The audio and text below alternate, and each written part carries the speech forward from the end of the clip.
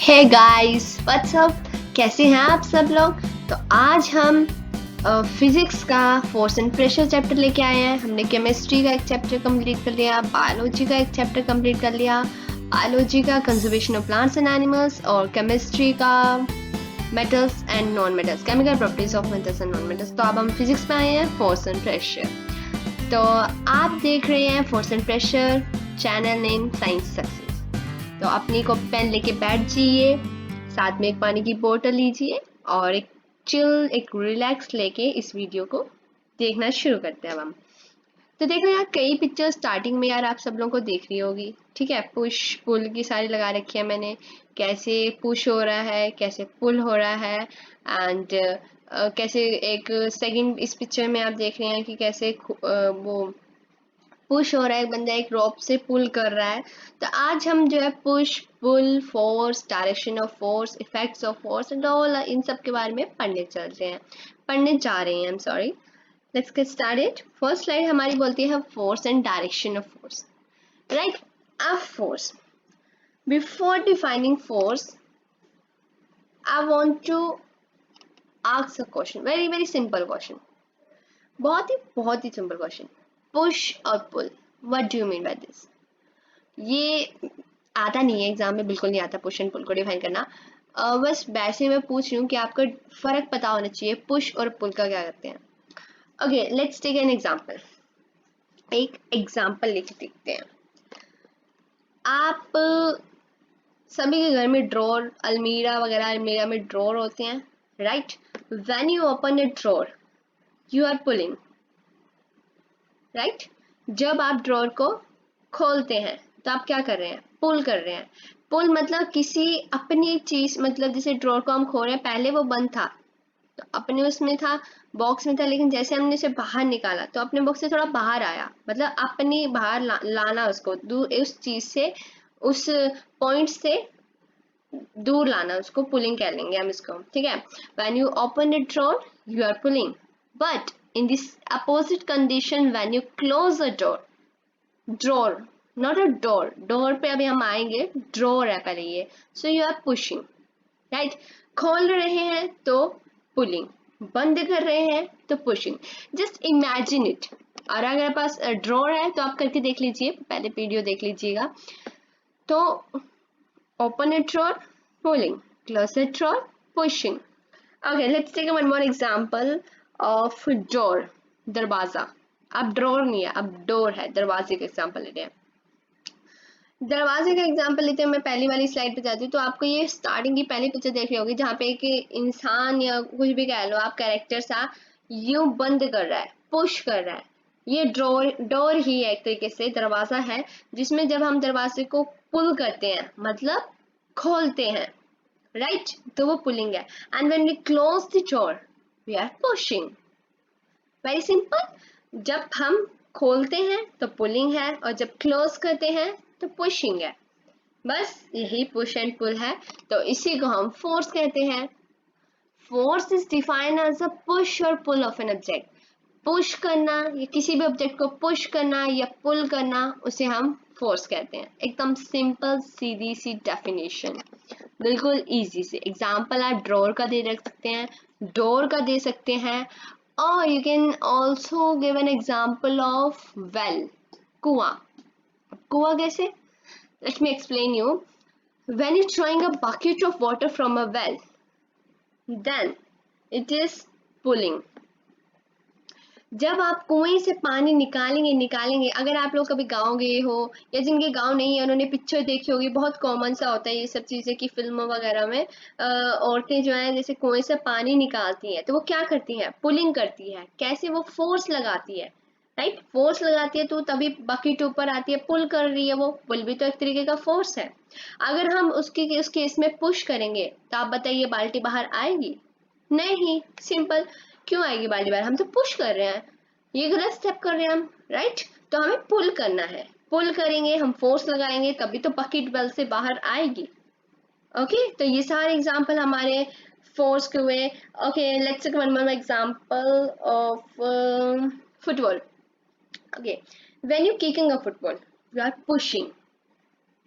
There are lots of example of pushing and pulling, पर I hope आपको clear हो गए होंगे। मैंने बहुत से एग्जांपल दे दिए। आपने open a drawer, you are pulling, close a drawer, you are pushing, open the drawer, you are pulling, close the door, you are pushing, drawing a bucket of water from the well, you are pulling, when you kick a football, you are pushing। तो daily life से एकदम related है, ये सब relate करके देखिएगा। Like in this picture, this man, this man, this is pushing and he is pulling.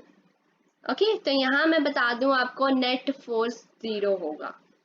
अभी ये कैसे 0 हुआ भाई?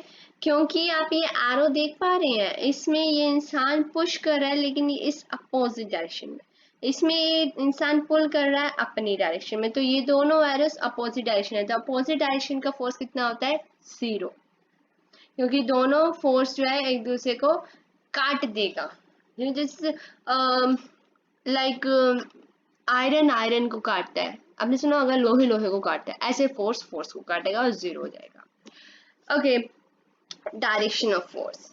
Now what is this? Direction, जिस डायरेक्शन में पुश या पुल हो रहा है, जिस डायरेक्शन में हमारा फोर्स लग रहा है, उसे हम डायरेक्शन ऑफ फोर्स कहते हैं। वेरी सिंपल, बस इतनी सी थी। चलिए अब हम आगे चलते हैं नेक्स्ट स्लाइड में। आई होप ये आपको स्लाइड क्लियर हुई होगी बहुत अच्छे से। Okay, force of interaction. Now what is it? Force of interaction simple. Okay, let's take an example. हम क्या करेंगे, हम इस चैप्टर में एग्जाम्पल ले लेके समझेंगे, बिकॉज एग्जाम्पल से हमें ज़्यादा क्लियर होगा, और एग्जाम्पल से भी ज़्यादा हम इमेजिनेशन करेंगे इनकी, सो दैट हमारा कॉन्सेप्ट बिल्टअप हो।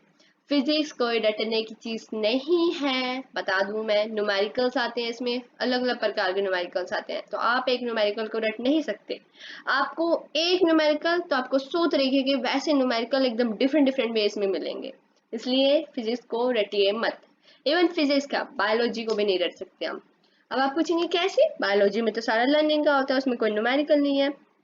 देखिए एक छोटी सी टिप बताती हूँ मैं आपको, रिलैक्स हो जाइए पहले तो। टिप क्या है कि हम बायोलॉजी को कैसे पढ़ते हैं, कैसे पढ़ना चाहिए इवन बायोलॉजी को। बायोलॉजी जब हम पढ़ते हैं तो हम ब्रेक डाउन, लाइक एक वर्ड लेते हैं हम, क्या लें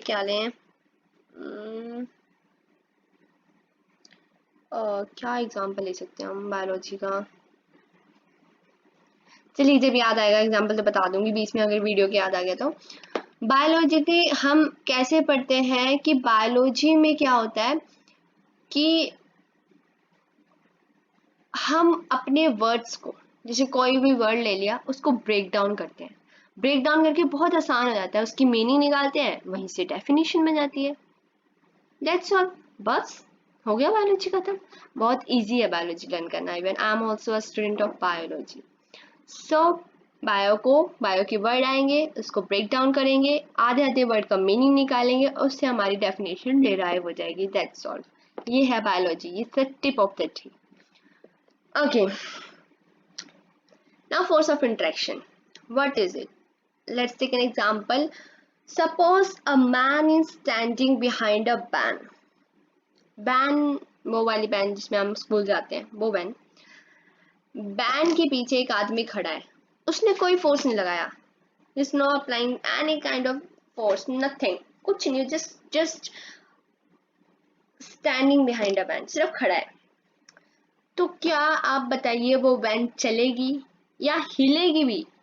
नहीं हिलेगी, नहीं हिलेगी। तो इस टाइम पे इन दिस सिचुएशन में, in this situation there is no movement in a van, कोई मूवमेंट नहीं होगी, क्योंकि भाई वो खड़ा है, सिर्फ वो ना पुश कर रहा है ना पुल कर रहा है, he is standing, just standing, कोई एक्शन नहीं कर रहा, कोई फोर्स नहीं कर रहा, तो कैसे वैन हिलेगी? तो इस पोजीशन हम रेस्ट में रहते हैं इस वैन को।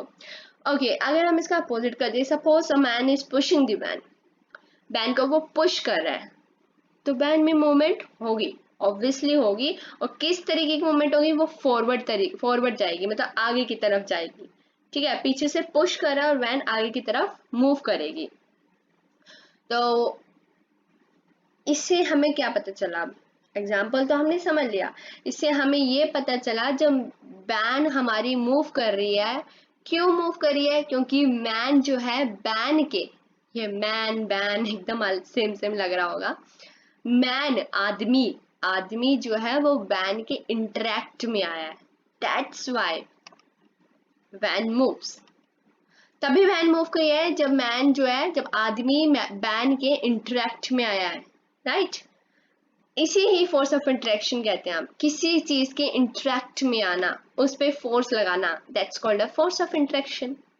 Let's take one more example. Suppose the two boys are standing each other, मतलब एक दूसरे के सामने खड़े हैं, एक दूसरे के सामने खड़े हैं, और वो ये इमेजिन करके देखिए, सब ऐसे समझ नहीं आएगा रट्टे से, जस्ट इमेजिन इट, जो मैं बोल रही हूँ just imagine it. Suppose two boys both are peers, दोनों सामने खड़े हैं एक दूसरे के, ठीक है, और वो पुश कर रहे हैं एक दूसरे को, एक दूसरे को पुश कर रहे हैं, तो वो फोर्स अप्लाई कर रहे हैं, राइट। क्यों कैसे, अब हम इसे कहेंगे फोर्स ऑफ इंटरेक्शन है, क्योंकि वो दोनों बॉयज एक दूसरे के इंटरेक्ट में आए हैं, तब भी हम फोर्स ऑफ इंटरेक्शन कहते हैं। और अगर पुल करेंगे तब भी फोर्स ऑफ इंटरेक्शन होगा। तो मतलब किसी भी चीज, एक चीज जब दूसरी चीज की इंटरेक्ट में आती है और उसमें कुछ मूवमेंट होती है, कुछ मतलब फोर्स लगता है दोनों ऑब्जेक्ट में, तो हम इसे कहते हैं force of interaction. Okay, force को हम रिप्रेजेंट करते हैं एज एफ। एक बात यहाँ पे देखिएगा कि जो एफ है, एफ के ऊपर एरो आएगा, सॉरी यहाँ एरो नहीं लगा, मैं अभी लगा देती हूँ।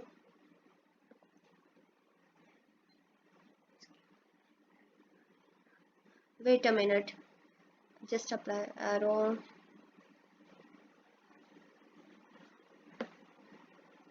Okay, ठीक है, तो ये एरो लग चुका है। देखिए हमने यहाँ एरो क्यों लगाया, अब आप सोच रहे होंगे।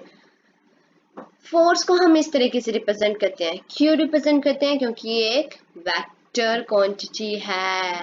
ये वेक्टर क्वांटिटी क्या होता है? Now what is the difference between vector and scalar quantity? Okay, just let's chill, don't take stress. पानी पड़ा है साइड में, पी सकते हैं आप अगर आपने रखा हुआ तो। Okay, let me tell you what the difference between vector and scalar quantity.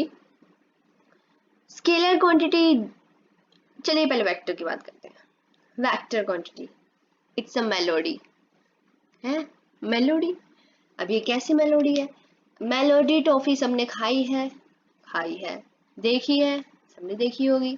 Okay, अब इस मेलोडी टॉफी के में से एमडी निकाल दीजिए, सिर्फ MD.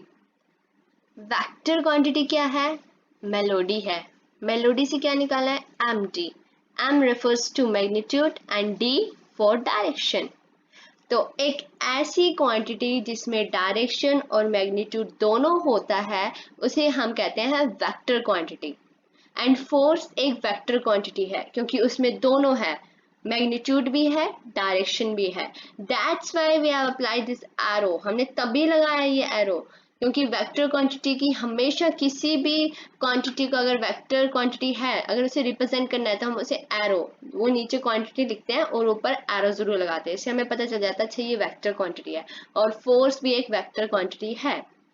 On the other hand, scalar quantity की बात करते हैं तो स्केलर क्वांटिटी में डॉग लाइए, हिंदी वर्ड कुत्ता, गाली नहीं दे रही, हिम्मत होता है गाली दिया, डॉग। एस, उस डॉग में से सिर्फ टी लाइए, जस्ट टी। वेक्टर कैसे क्वांटिटी है? मेलोडी क्वांटिटी है। स्केलर कैसे क्वांटिटी है? डॉग क्वांटिटी है, मतलब D, D for direction, D refers to direction. Scalar में सिर्फ डायरेक्शन होती है, उसमें मैग्नीट्यूड नहीं होता। ओके, तो वेक्टर क्या है? मेलोडी है। स्केलर क्या है? डॉग है। अच्छा, मेलोडी है तो मतलब वेक्टर क्वांटिटी है, एम्प्टी निकालना है, मैग्नीट्यूड एंड डायरेक्शन। स्केलर तो यहाँ बात ही नहीं कर रहे हम, बस मैंने आपको डिफरेंस बता दिया, समझ आया? वेक्टर क्वांटिटी है एक फोर्स, फोर्स को ऐसे रिप्रेजेंट करते हैं। ओके, नेक्स्ट पॉइंट है कि स्ट्रेंथ हम फोर्स की यूजली उसके मैग्नीट्यूड से एक्सप्रेस करते हैं।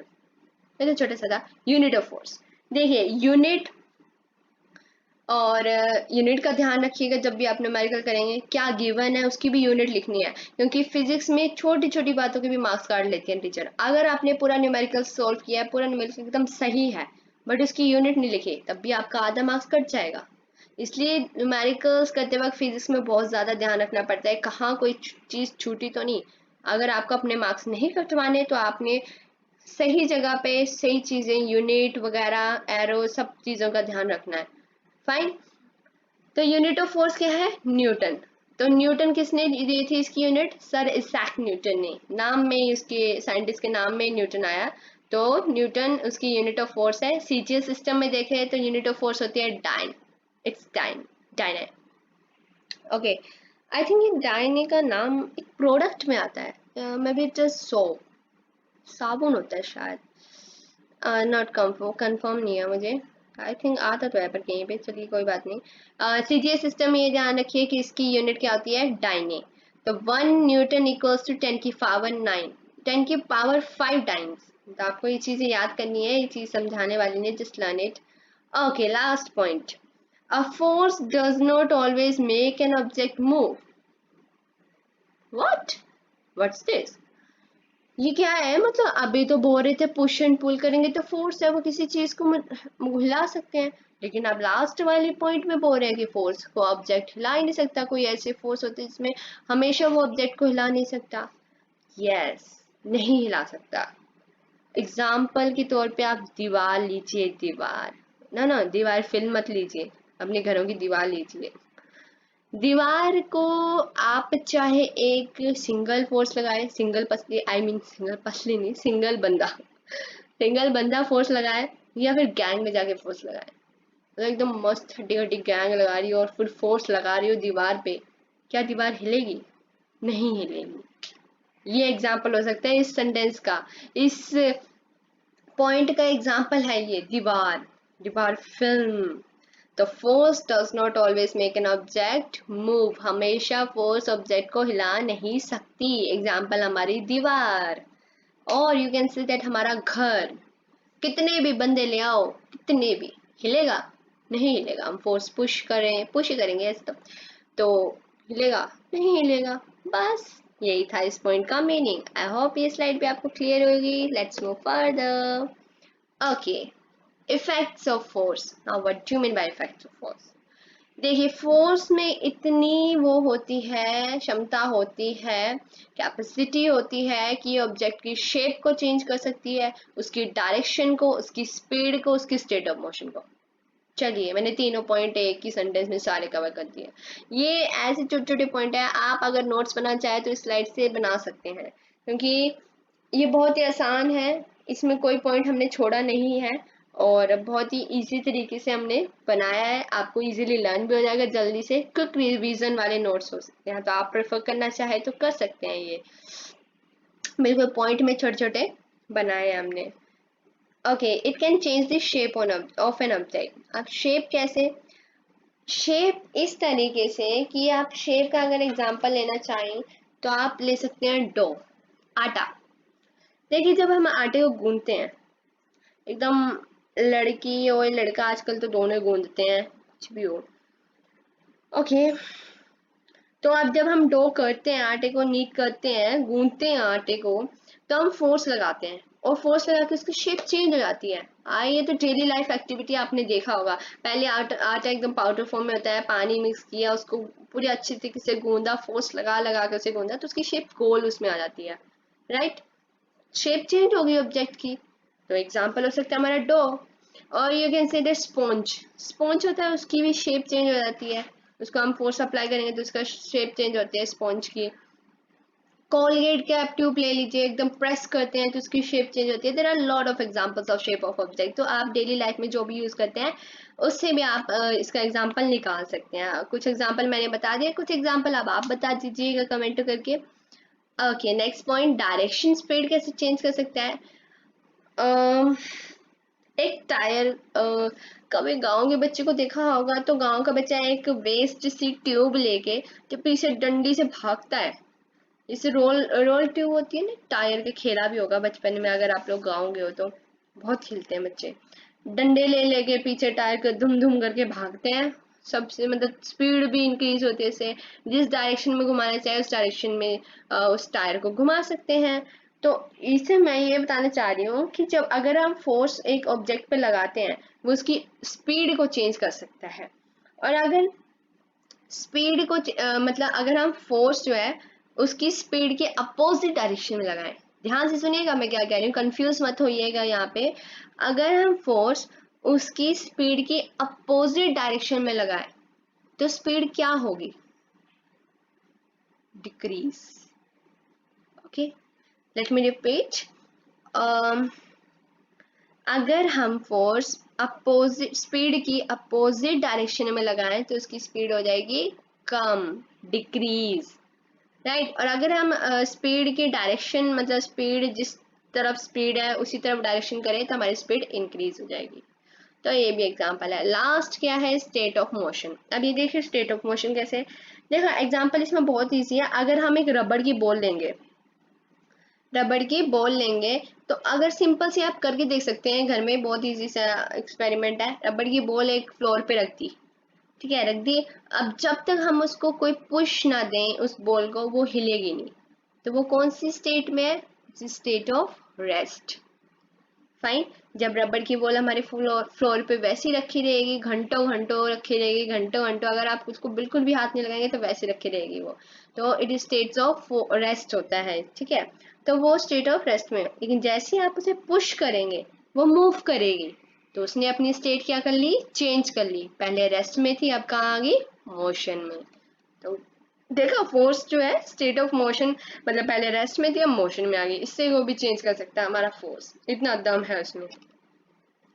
एक और एक एग्जांपल ले तो हम, ये फुटबॉल, हाँ ये बंदा दिखा रखा है पिक्चर में। अगर हम एक फुटबॉल को किक करते हैं, पूरे फोर्स के साथ किक करते हैं, ठीक है, तो प्लेयर क्या करना चाह रहा है, गोल करना चाहता है उसका, ठीक है। अगर गोलकीपर ने उसकी बॉल रोक ली, लाइक दिस, अगर गोलकीपर ने उसकी बॉल जो है वो रोक ली, गोल नहीं होने दिया, तो तो उसकी स्पीड क्या हो जाएगी, डिक्रीज होके जीरो हो जाएगी। और अगर वहीं पे अगर बॉल सेम डायरेक्शन में इतनी तेजी से बढ़ेगी तो बॉल नहीं रुकेगी गोलकीपर से। मतलब मेरा कहने का यही है ओवरऑल कि स्टेट ऑफ मोशन में ये होता है, अगर फोर्स जो है पहले रेस्ट में था, अगर कोई भी हमारा ऑब्जेक्ट, और अगर हम उसे पुश या पुल करेंगे तो वो मोशन में आ जाएगी, तो हमारा फोर्स जो है स्टेट ऑफ मोशन में कर सकता है। ये 3 पॉइंट। ओके, सो आज की वीडियो के लिए सिर्फ इतना ही। सिर्फ क्या 22 मिनट की वीडियो बन गई, ओ माय गॉड, सिर्फ तो नहीं। आई होप ये वीडियो आपको पसंद आई होगी, एवरी पॉइंट आपको क्लियर हुआ होगा, मेलोडी, डॉग, स्केलर, वेक्टर सब क्लियर हुआ होगा, नोट्स आपने बना लिए होंगे, एकदम चिल होके पढ़ा होगा इस चीज़ को, इस वीडियो को देखा होगा। और अगर आपको ये वीडियो पसंद आई तो पता है क्या करना है आप सब लोगों को, just press the like button, comment, share and don't forget to subscribe my channel। और हमारा प्यारा channel science success. Okay, thank you, bye bye.